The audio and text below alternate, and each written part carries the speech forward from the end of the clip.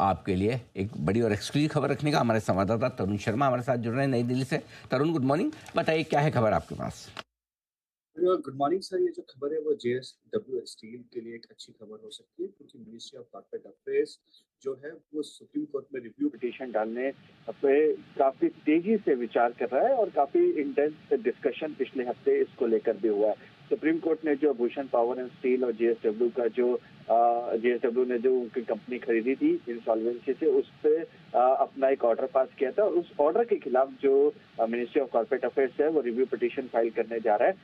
Ministry of corporate affairs इसलिए भी review petition file करने जा रहा है क्योंकि एक जो सेंटिमेंट्स है कि जो इंसॉल्वेंसी कंपनीज को जो कोई खरीदता है और उसके बाद यदि कोर्ट का ऑर्डर आ जाता है तो एक स्ट्रॉन्ग इन्वेस्टर जो पोजीशन है वो खराब होती है। इस वजह से मिनिस्ट्री ऑफ कॉर्पोरेट अफेयर्स खुद रिव्यू पिटीशन फाइल करने का मन बना रहा है। पिछले हफ्ते कई दौर की मीटिंग्स भी इसके लिए हो चुकी है।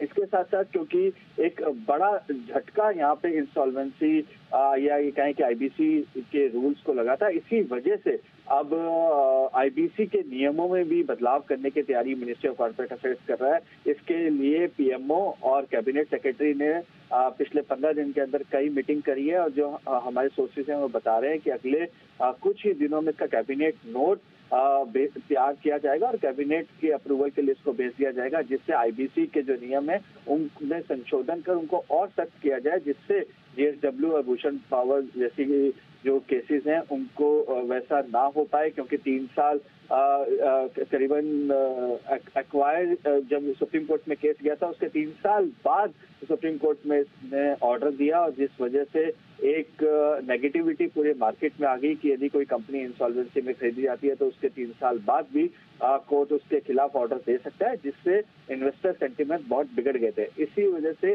2 महत्वपूर्ण चीजें हो रही हैं। एक कि मिनिस्ट्री ऑफ कॉर्पोरेट अफेयर्स जो है वो रिव्यू पिटीशन फाइल करने का मन बना रहा है और दूसरा आईबीसी के में अमेंडमेंट किए जाने की तैयारी है और इसके लिए पीएमओ और कैबिनेट सेक्रेटरी की कई दौर की बैठकें हो चुकी है।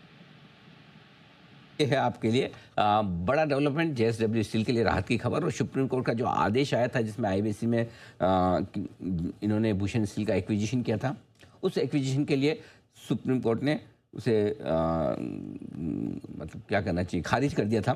और ऐसे में अब बड़ा सवाल ये आ रहा था कि आईबीसी प्रोसेस का क्या होगा क्या नहीं होगा। तो कॉर्पोरेट अफेयर्स मंत्रालय अब इसमें रिव्यू पिटीशन फाइल कर सकता है, जिसमें बैंक्स भी होंगे, पार्टिसिपेट करेंगे जिनके पैसे फंसे हैं, जेएसडब्ल्यू स्टील भी होगा। लेट्स सी क्या कुछ होता है, देखना इंटरेस्टिंग होगा। ये है आपके लिए। और साथ ही पीएम और कैबिनेट सचिव ये भी सोचें कि आईबीसी से रिलेटेड नियम थोड़े से मजबूत बनाए जाएं। जिन जिन चीज़ों पर सुप्रीम कोर्ट का ऑब्जेक्शन था उसे कैसे ठीक और दूर किया जा सकता है। बड़ी खबर लेकर आते हुए तरुण आपके लिए इस पूरे कॉर्पोरेट डेवलपमेंट पर। तरुण, इस पर हम आपसे और आगे भी अपडेट लेंगे जैसे जैसे और आगे स्टोरी बनती है, लेकिन बड़ी खबर है ये पूरे देश के बैंकिंग सिस्टम और आईबीसी प्रोसेस के लिए।